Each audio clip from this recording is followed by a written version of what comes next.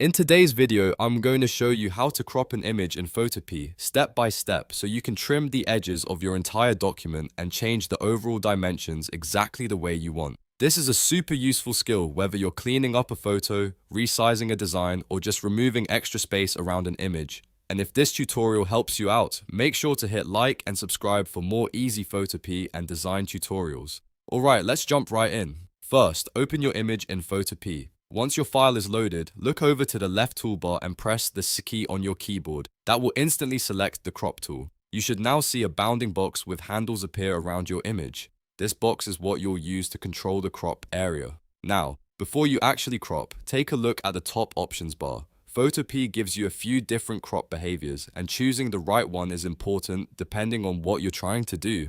If you choose free, you can shape the crop frame into any custom rectangle you want. That gives you more flexibility if you're just trimming the document by eye.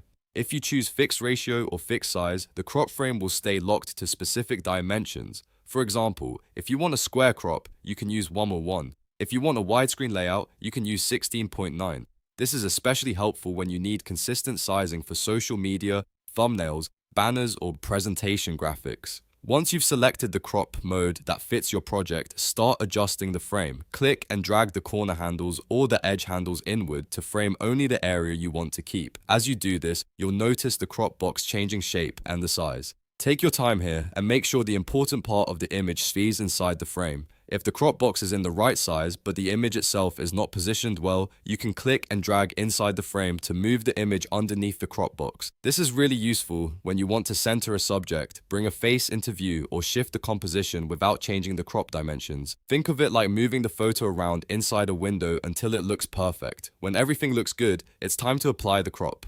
Press Enter on your keyboard or click the checkmark icon in the top menu bar to confirm the crop.